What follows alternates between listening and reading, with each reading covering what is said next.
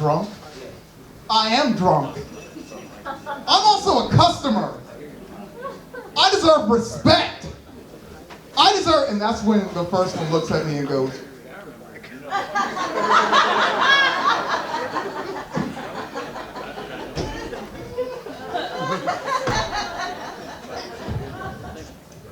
so I rolled my window down. And that's when the second one was like, you were supposed to order at the box. Ladies and gentlemen, it's been a pleasure doing business with you. My name is Give it up for the host.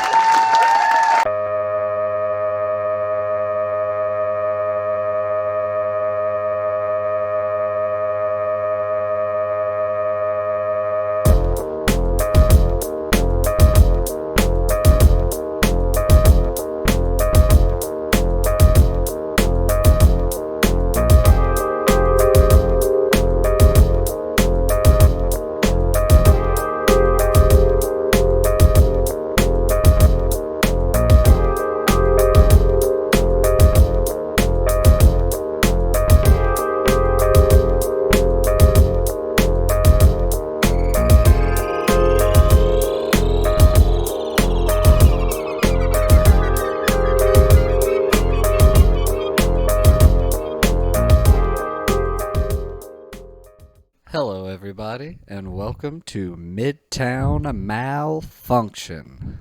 I'm Carson Taylor. I'm Ryan Adams. And this is episode 7, I believe.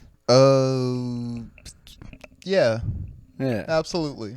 We did like 5 tryout episodes. There's 5 episodes that have never been released that were just like practice. The count is off. Like, whenever I go to save the episode, I still have it counted as like the total episodes we've done. So this would be like episode like 9 or 10 or something like that. But it's like Star Wars, but like in reality, this is actually episode like 6. Yeah. This is the movie's all I don't know. Well, one day we might release those. Yeah, we're gonna make y'all pay for those. They're gonna be like Patreon exclusives. Like, y'all get to see the bottom of the barrel content for money for some reason. I'm excited to take the podcast on the road when we both have a show out of town, and then we can take the equipment with us and then interview someone out of town.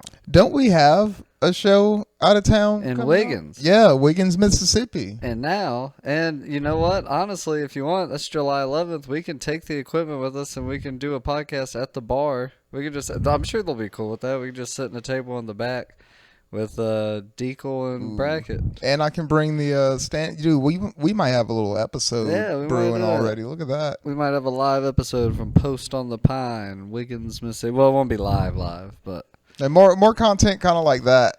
Yeah, more weird stuff. That's Dan Alton and Zeke Buchholz from the last episode. Yeah, those are our friends. 2 very hilarious people as well. Very fun. That episode was hilarious. Yeah, man. Yeah. I think by the time y'all see this, you will have seen that. So I guess it wouldn't be spoilers if we talked about it. Nah. Okay, cool. Unless, like, in 5 years, someone might just be. This could be the episode they start with. This one. I just want to point out how the different camera cuts make this room look bigger than it actually is. Yeah. Or like the room is pretty big. Yeah, it's a pretty good sized room, but like you don't see how much the camera is cutting out. So it makes the room look giant. Yeah, and that's true. It's a good sized room, but it's not that big. That is like this apartment. Everyone who comes here for the first time, they walk in at the first hallway and they're like, "Oh, okay." It was like cool long hallway. They're like, "Man, your hallway's long." And then I show them like the bedroom. They're like, "Damn, this is a nice sized bedroom." And then the bathroom, then your bedroom, and like, "Okay, cool." And then it's when you get to the end of the hallway and it opens up and you're like, "What the fuck? Your apartment's huge." There's that room. And then there's this room. Yeah. Because it's like, that room is like already like, there's this. There's another.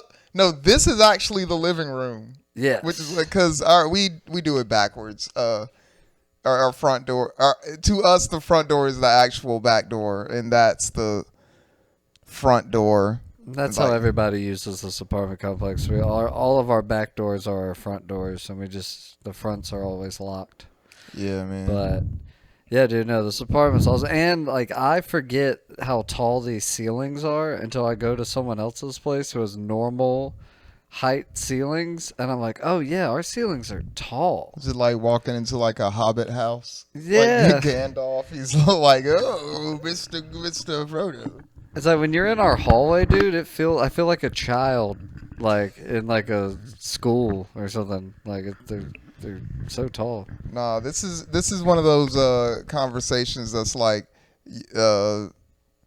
you think you're in a Maybach or like one of them cars that kind of look like a Maybach or whatever until an actual Maybach pull up. Yeah, yeah. Yeah, it's like then you walk into somebody's house that actually has high ceilings and it's like, oh, this is a cathedral. Like God is in the house in here somewhere up there. Dude, one of the coolest things I've ever seen is Paul Crane, who is a college football Hall of Famer. He played for Alabama with my grandpa. He won 2 national championships, and then he went on to play for the Jets and won the 3rd ever Super Bowl. But Paul Crane lived over there on North Monterey. Yeah. He's passed away, I think. I don't know. He might still be alive. I think he died. But anyway, he lived down the street from my grandpa, and so I would go to Paul Crane's house all the time. And the first time I ever went to his house, dude, you walk into their living room, and it's like their ceilings were painted black.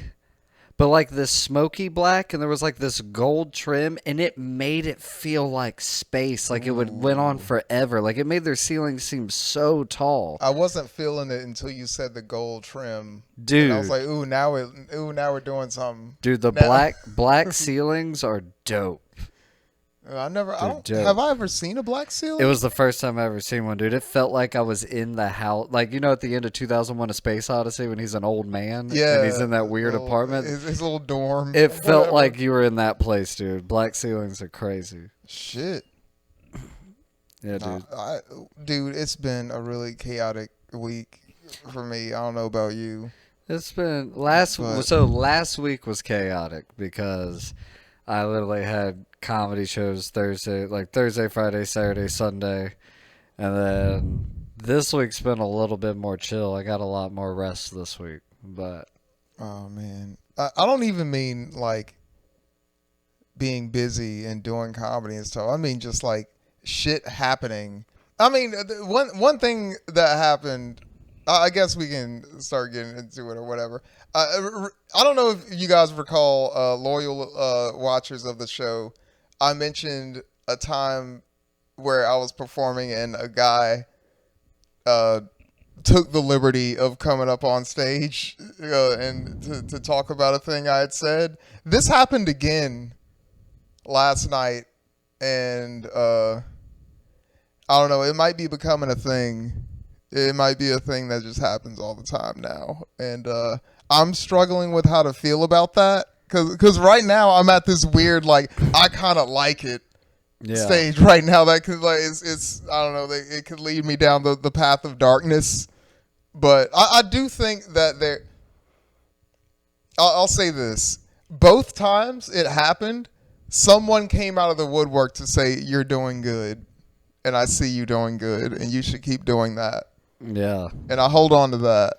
You should.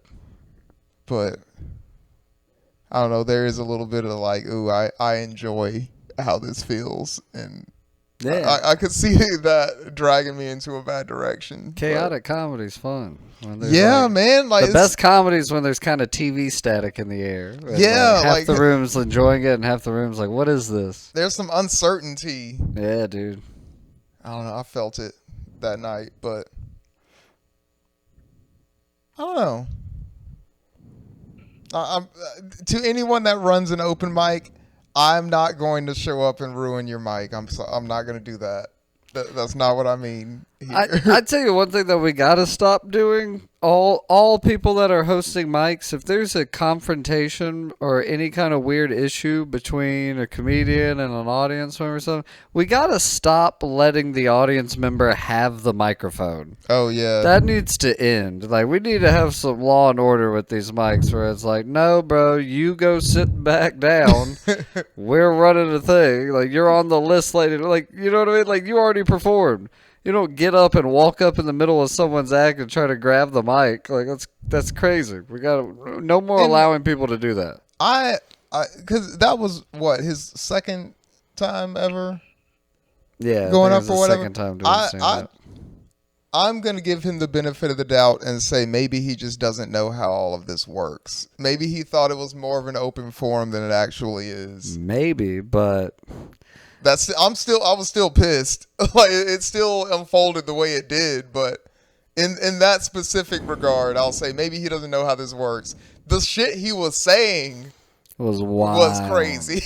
So like that alone was enough. Ryan basically just said, like, basically your joke. Yeah, the joke basically is Alabama, while perceived as racist as it is actually more racist than that because the people down here try to make it seem like it's not.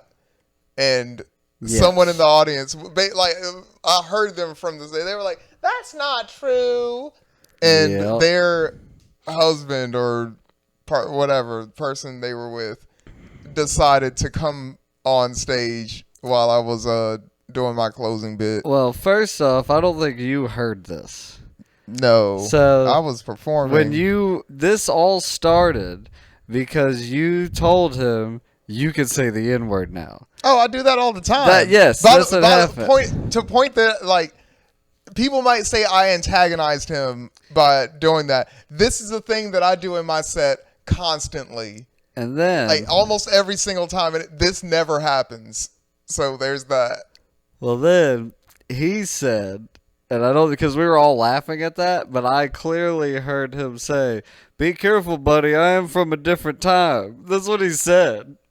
And I was like, "Oh Lord!" So he just literally was like, "I will say it." We're already charging up. Lord. So that's when I could feel the intensity of the situation starting to boil. And then you did the joke about the Alabama, Mississippi touching tails. Oh, and that's when it kicked off. All right, hold on. So I did hear him say that. And that's the reason I did that joke. Yeah. Because if you look at the set list that I have written down, I was going to do something else. Yeah. And then, like, oh, God, I wish I had recorded this. Because it's like there was a tinge in my eye. Like, you can see me make the decision to be like, oh, I'm hitting the gas. Yeah. I'm doing this, dude. Fuck it. And, yeah, I go into basically what I consider my most scathing racial material that I've written. And I was like, I'm just going to go for the jugular here. Well, and it happened. He does that bit, upsets this man. This man feels the need to defend himself. And you would think he's defending himself by saying, "I'm not racist." Like, I don't know what you think. Like, you know, what he does is he grabs the mic and he goes, "Now, I don't know anyone who isn't a little bit racist or prejudiced towards people," which is like, whoa, racist and prejudice. Like, saying I don't know anyone who jokes around is way different than saying I don't know anyone who isn't a little bit prejudiced against people. Like, and it's crazy how people who have some kind of like flaw or like something bad about them like that will like try to justify it within themselves by saying that everyone else is like that, and they're absolutely not. And you don't know everyone else. Yeah, like how can you even know that, man?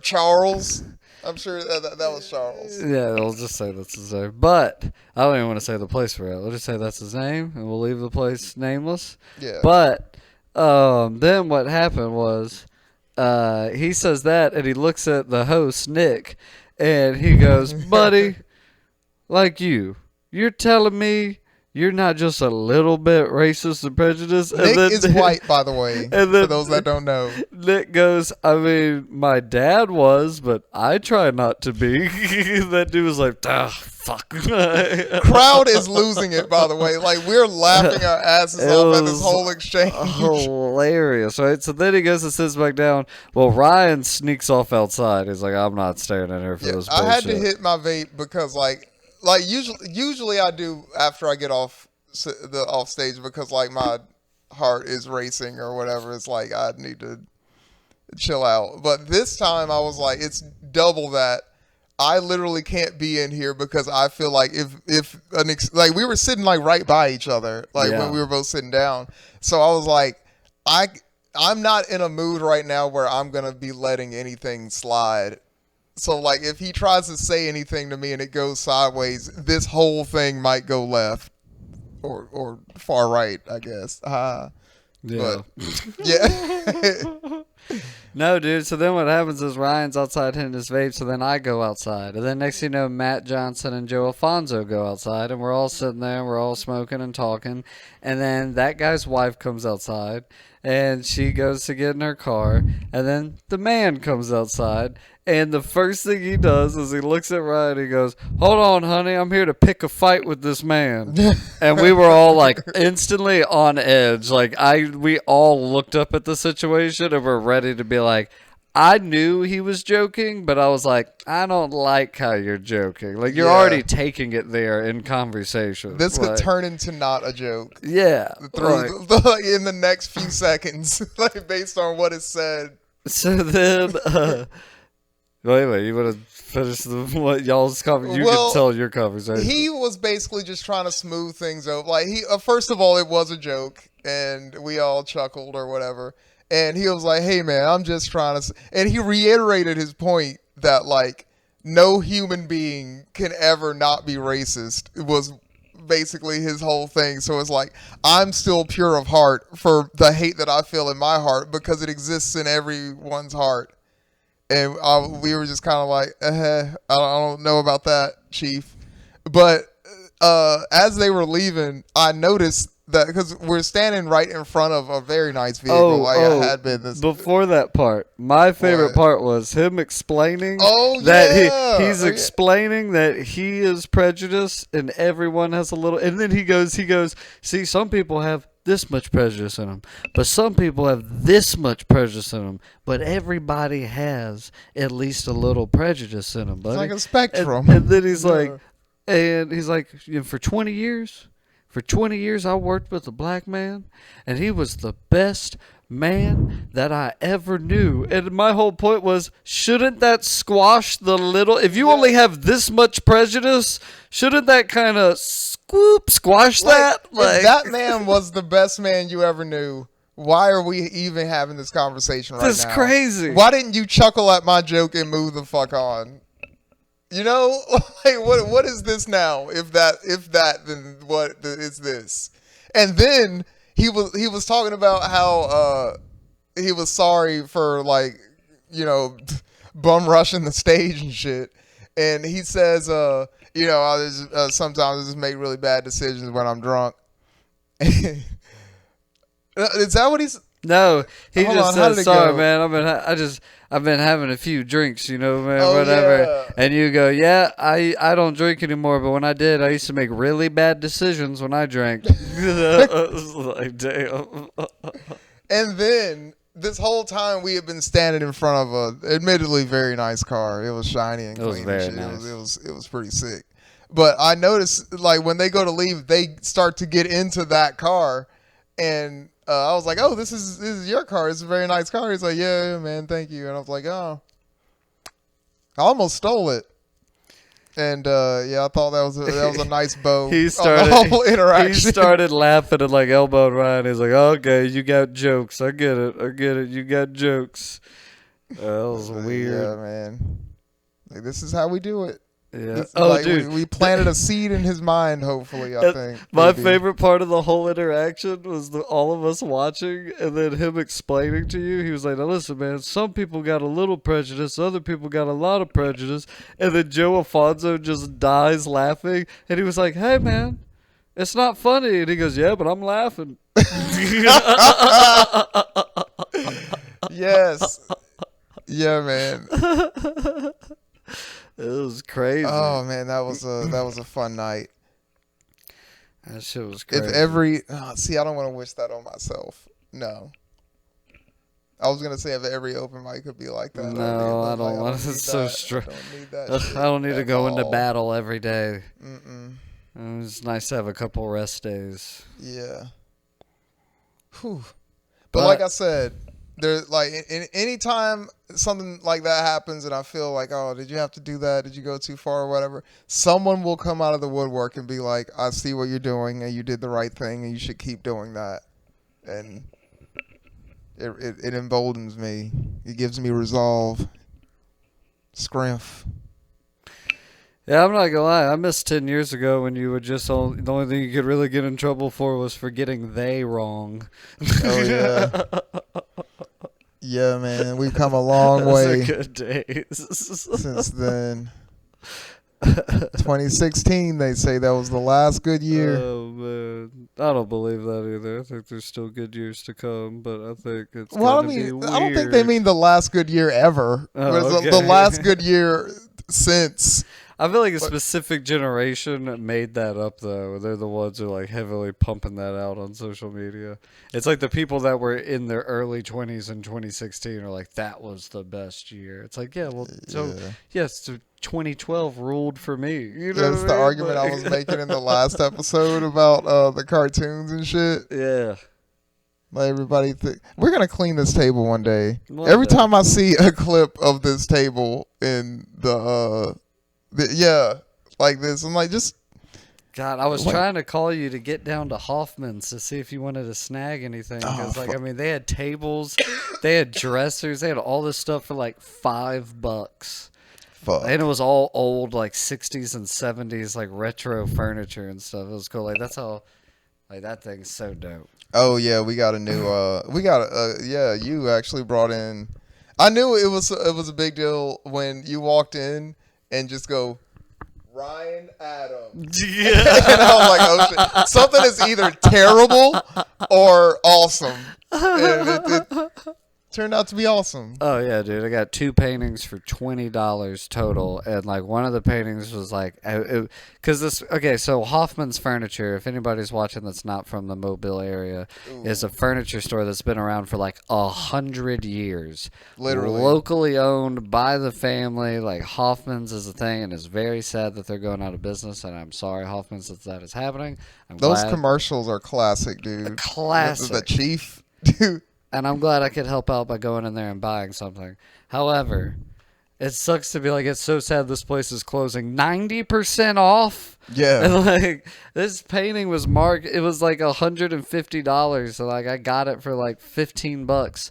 The other painting was supposed to be $9.50. They sold it to me for $5. It was hilarious. One of the dudes that worked there, okay. Right. This was crazy. Okay. It felt like a movie. You walked in and you could feel the energy of this place is closing because all the workers were just sitting around. You know what I mean? Oh, and this older black gentleman was sitting down on the thing, and you could tell he is the guy that really runs the place because I put my hands on that painting and his back was turned to me. He was sitting in a chair like this, and I'm behind him, and I just put my hands on the painting, and he literally just goes $15. And damn, I was like, dude. And then I was like, oh, for this? And he turns around, he's like, $15 if you want it. And he's like, why not? And I was like, hey, he's like, last day we closed in like 30 minutes. So like, yeah, I guess you're right. Fuck. And then I looked at the other one and I was like, 95. So I guess it was like $9.50. And the lady who's like the actual boss was like, yeah, it's $9.50. And behind her back, he goes. And then I was like, oh, okay, I'll take it. He was like, I responded in a way that he was obviously talking to me behind her back. And she's like, okay, if you want it. She goes, okay, $9.95, 15. So that's like $24.50. And he just straight up looks at her and goes, nah. And she went, what? He goes, that's not what I told him. And then she goes, okay, well, whatever he said, and walks away. And I'm like, what the fuck? Who is this guy? Jesus. Nah. And so that's how I got both of them for $20. I saved. Not so technically, I saved like $230, and then he helped me save another $4.50. $4.50. It was a steal. And if y'all could see this on camera, I wish y'all could see the whole thing. It's immaculate. It's bigger than what the camera's picking up right now. I don't think it's even seeing the fact that this is a piano. Oh, you know what I'll do? Playing. I'll take a picture of it with my phone and I'll put it over the video in the podcast, so that way they can see it. So y'all are looking at it right now. Y'all are seeing it. See how beautiful it looks? It's incredible. It was cheap, dude. We're learning more stuff about how to do this every day. It's very exciting. Yeah. I'm like, oh yeah, if we want to show them something, we just show them something. You can say, this is happening right now. Like, and that thing will be happening. But man, I wish I could show y'all a clip of our stand-up. Oh, well. Which I'm going to do that on this episode. I think I'm going to take a clip from both of our Instagrams or something, and I'm going to... I'll post on this episode. The episode will end with a joke from Ryan and a joke from me. Hell yeah. Yeah. I don't know. I was thinking during that story you were telling about the dude selling you the furniture that it was going to be like at the beginning of a horror movie or a suspense thriller or something where like he sees you or feels you put your hand on that painting and he knows that like this is the one that has like the spirits of like some old jazz singer in it. Like we turn around and there's one less person in the photo and we're like, hey, wait. Like their expressions are different. Yeah. One head is turned to the other side. We didn't notice. There's like a slit right here and there's blood that wasn't there anymore. It's like, oh no. There's like a gunshot. $15. Yep. Yeah, if you want it, it's yours. Crazy, dude. There's a wizard that works at Hoffman's. What have you done to us? Apparently Deacle got a painting that is literally like from that window to that window. What the fuck? That he was like, dude, it is massive. He said it's huge. He got it for like $25. See, this is what you get when you don't pay your phone bill. That's why my phone didn't. It's because I have it on auto pay, and it's on an account that I don't like watch. That I need to fix all of this, man. It's not that Never mind. I'm not explaining this to y'all. Y'all don't need to hear this. Yeah, this is grown man shit. We have water. Yeah, you need to know about. We have water. We pay the important bills. Yeah.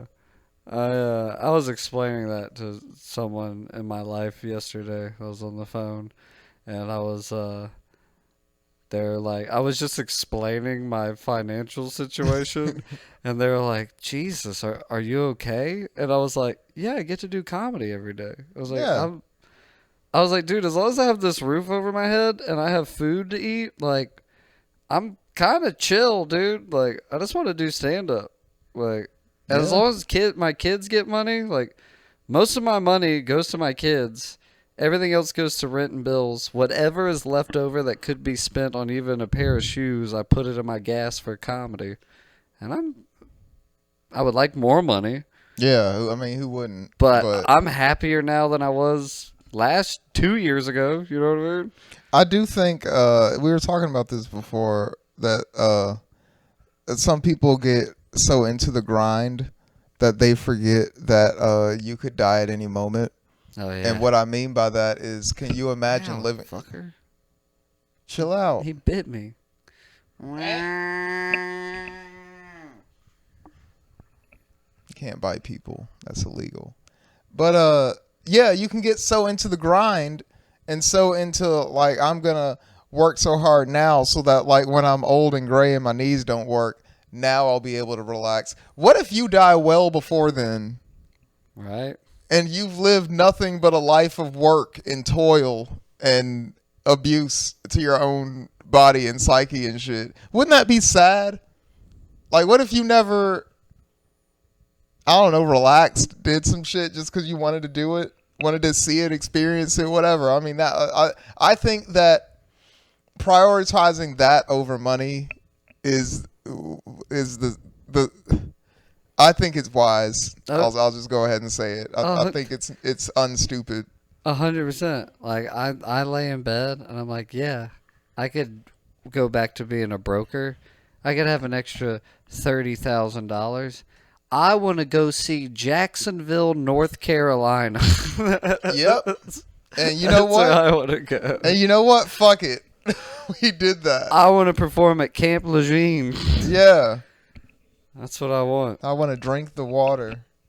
And that's not a joke. Like, obviously, I would take the $30,000 if I got it through doing stand-up. But it's like, it's cool going to these little small towns because, you know, the most fun part that I've learned from traveling for comedy is when you get to the other comedians.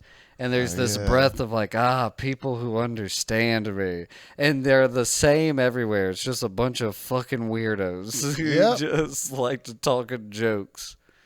And it's beautiful.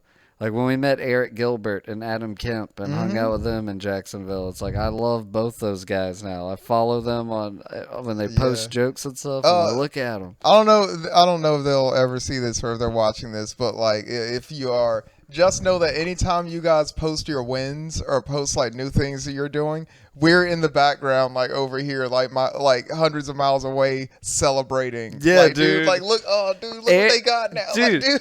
Eric Gilbert posted a joke at the Dead Crow Comedy Club, and the joke murdered, and I was like, yes, like I was like fucking happy. We love seeing our friends win.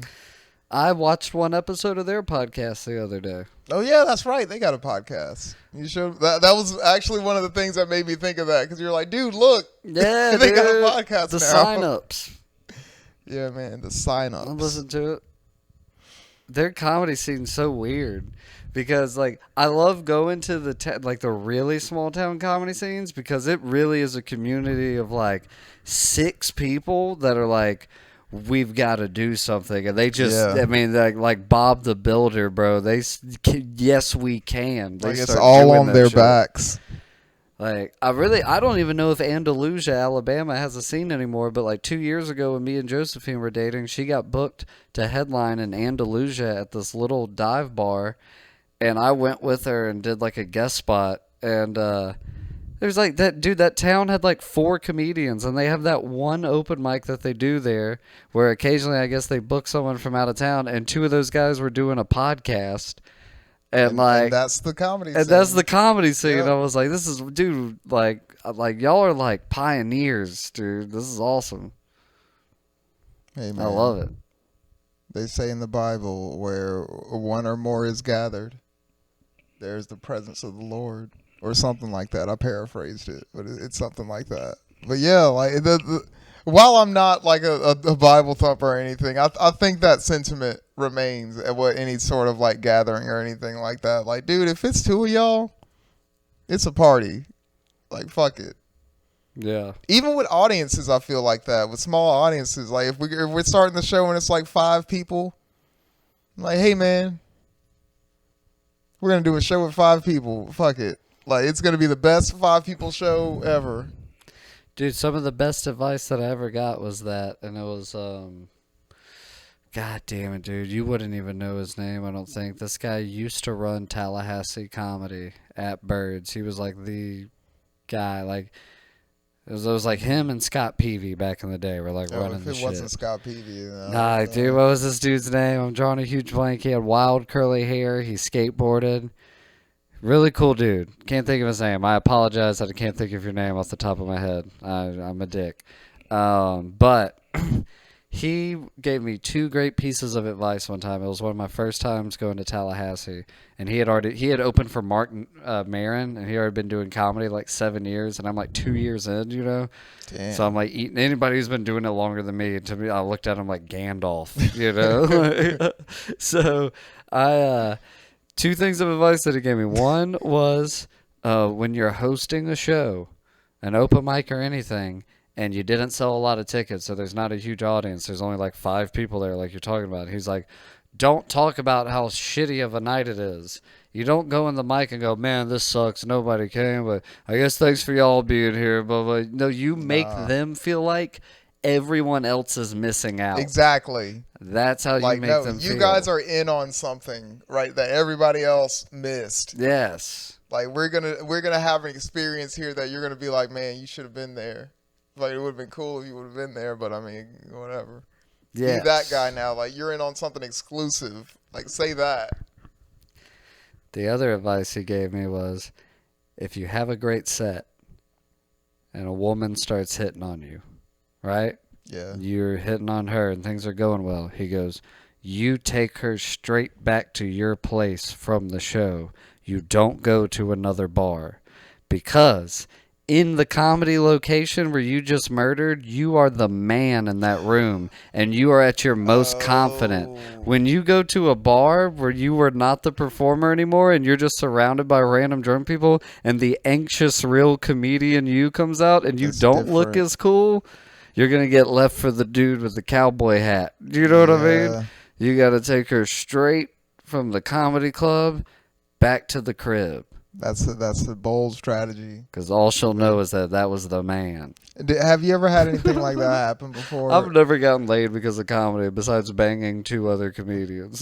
So I didn't get laid, but it was one of those like, ooh, oh, careful.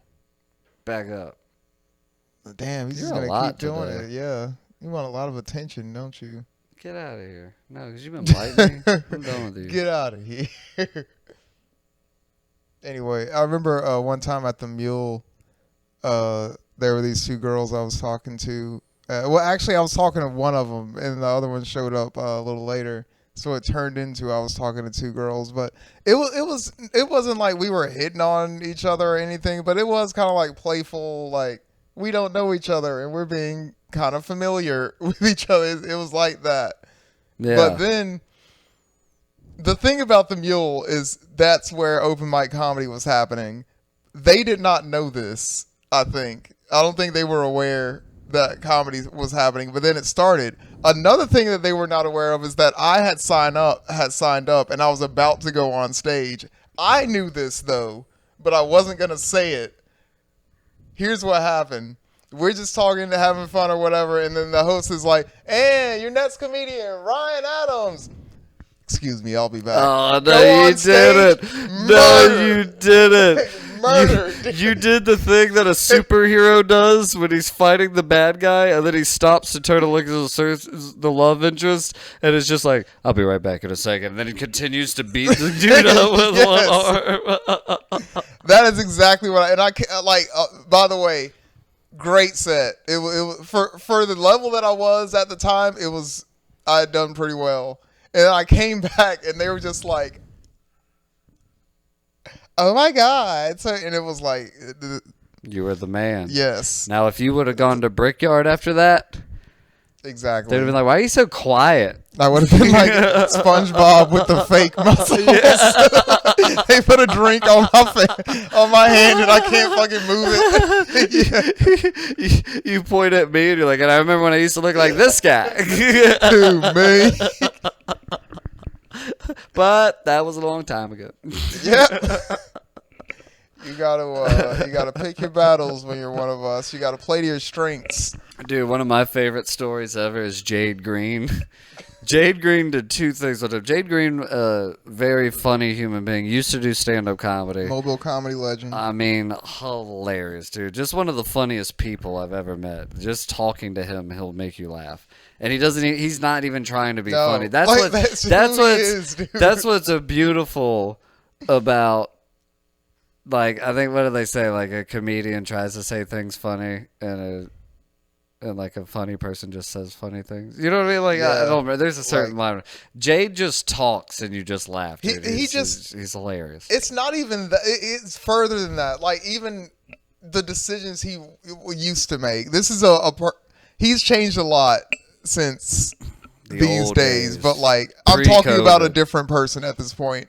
But, like, the way he would just carry himself through life was just like, this man really doesn't, like, dude.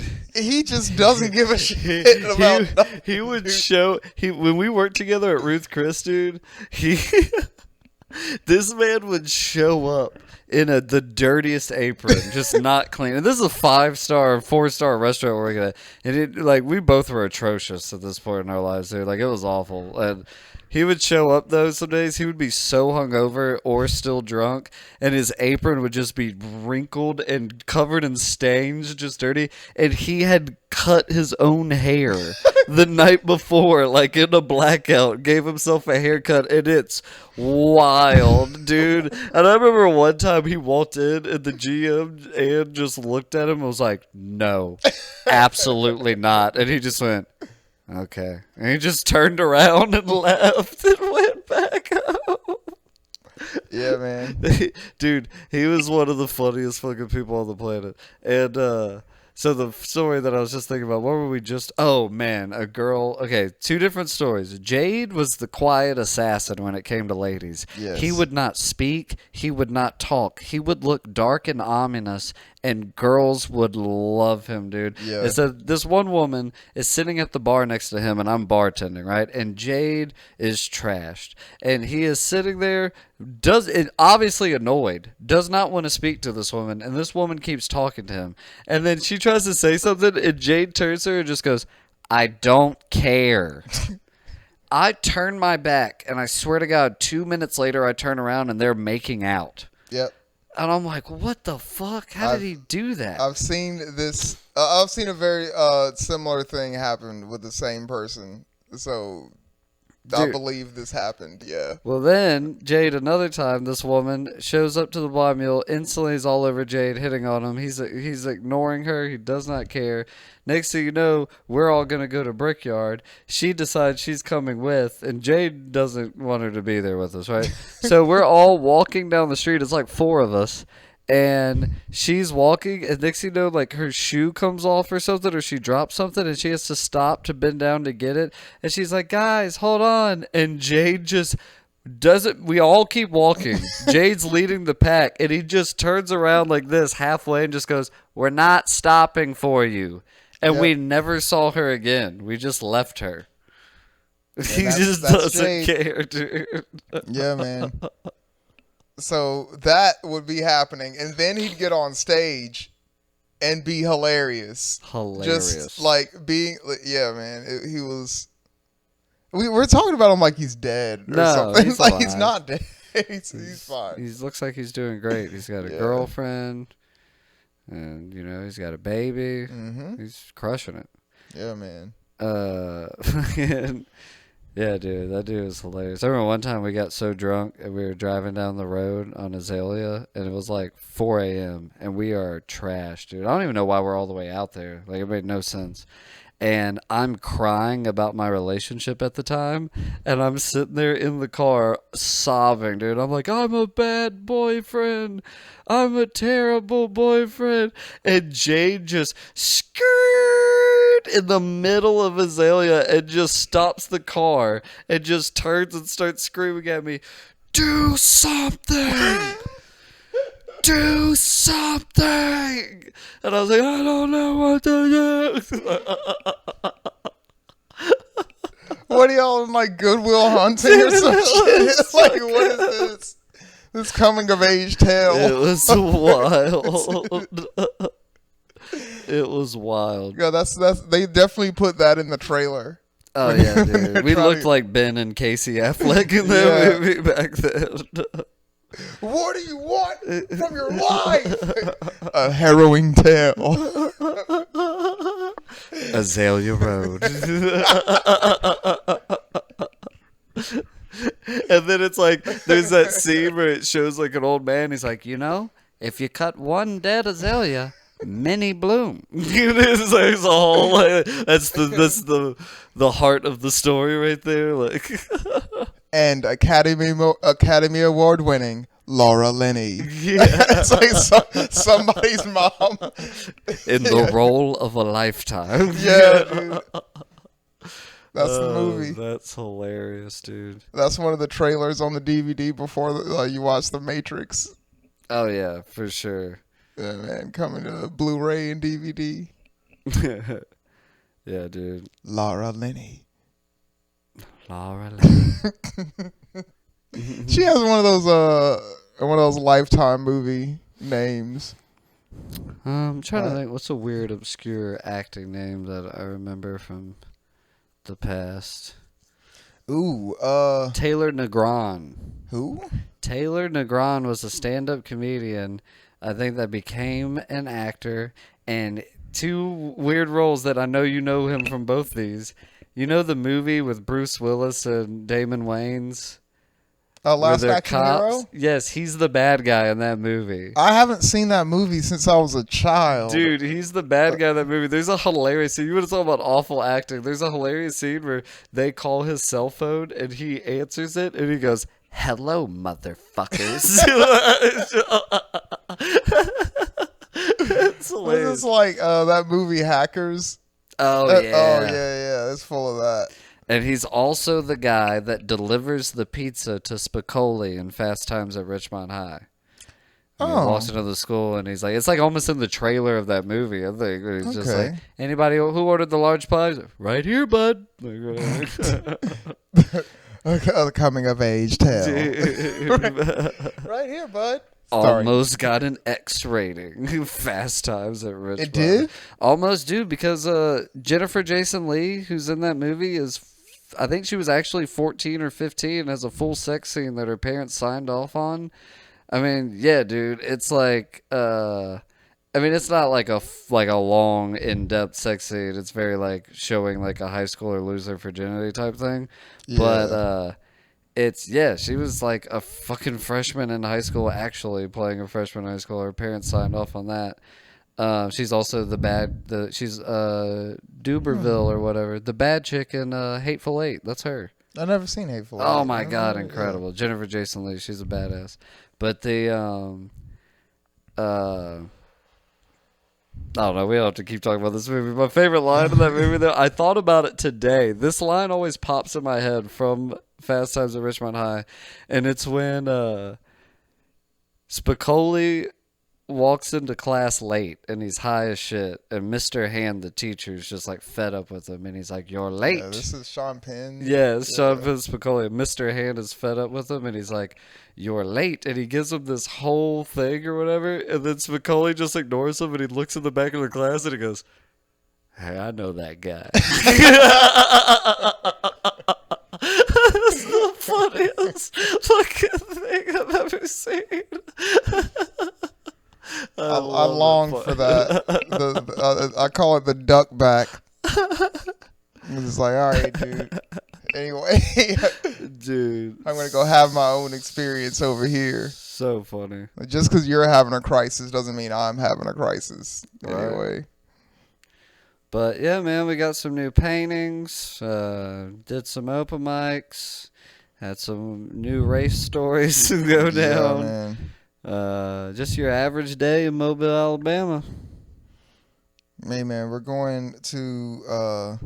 I keep thinking, like, when we go to other places in Mississippi or Alabama, that we're going deeper into racism. But it's like, man, like, literally, like the joke says, like, we're in the bottom of it. You know, like, you would think this is the worst. Well, the town we're going to is actually dope. It's super cool. Like Delicia loves it there. The place is badass. The owner's cool. Look forward to seeing you guys in Wiggins. Yeah, we have a show July 11th. Yeah, we should be promoting shit. July 11th. This podcast will be out that day. Oh, okay, cool. Yeah, so tonight, guys, we will be in Wiggins, Mississippi with Ryan Deacle and Nick Brackett at a place called Post on Pine Irish Pub. Wiggins, Mississippi is a very small, very cool town. I've performed there before with Delicia Nicholas and Yasha Kuzman, and I loved it. The mayor was there to see us. Ooh, nice. Y'all bring the mayor out again. Dude, he was, the mayor and the head of police was there. They were both super chill. Leave him at home. I did. I'm good. I did a whole 5 minutes on smoking weed, and I looked at them, and I was like, I'm so sorry. And they were both dying laughing. They're like, you're good. And I'm like, man, I love being the entertainment. Yeah, there's a few perks to it. When I used to drink, there were a lot of perks to it, dude. I used to like not pay for drinks at all. at some shows Yeah, and dude. be drunk. I always tip, and people look at me like I'm crazy. This is like a thing that I've like learned. I've heard bigger comedians talk about this on podcasts, but it's like anywhere I go, I'm always super nice to the staff. And then even like I don't drink anymore, you don't drink anymore, so I'll just end up drinking like 2 Cokes, but I'll always tip like $5 to $10 because they'll remember that. Because I'll probably be back in 4 to 5 months, so when I see that same bartender and do it again, it's like. Yeah. It also helps when it's like you do great and the people who booked you, you have that reputation with them. But when the staff is like, man, that Ryan Adams guy was cool. He's a nice dude. It's like, now you're in the community. Yeah. That's like a good name. You know what I mean? And they see you coming back and they're like, oh, that guy. Oh, cool. We're going to maybe make things extra nice. Yeah. For when he's there. Maybe put some more liquor in people's drinks so they laugh more when he's there because they like you. Yeah. I don't know. And also, it's just like good. That. It's also just feels good to help people out and help Yeah. the staff out, give them some money. Because I've been a bartender, I know how much it can suck, especially on being a bartender for comedy night can actually be a loss as a bartender because people can't talk and they're forced to sit in their seats and watch. So there's not so much traffic as getting drinks. So usually people are getting drinks before the show, somewhat in between comedians, somewhat, and at the end of the show. Whereas if it was just if it was a music night, it would be rapid fire, people getting drinks the same whole time. So as a performer, I think it is important to help out the staff and leave them an extra $5 or $10, just because they're probably taking a little bit of a loss to host your comedy night. Honestly, Yeah. no? I didn't even think about that. Yeah. Wow, look at that. For real. The more you know. So. Yeah, I think that's a good place to end. I do too. That was a good. We got work in the morning. Yeah, we do. It never fucking stops, man. It never the grind doesn't the stop. fucking wheel just keep on turning. One day we're gonna celebrate when we don't have work and this is like what we do for a living. And we're be like, oh man, now we can't get lazy. Yeah, with all this right? free time. Like now we gotta be creative. Yeah. It's like I think we have to write a script now. I don't know why, Yeah. but I think this is what you're supposed to do next. like now somebody's gonna be calling you like, I need it by Thursday, 8 a.m. Thursday. Like, oh fuck, dude. God. Oh. Well, why to be? All right, guys. Dude. Peace out. See y'all in Wiggins, dude. We're gonna see y'all in Wiggins, Mississippi. Y'all come through. $20. Peace. Peace out.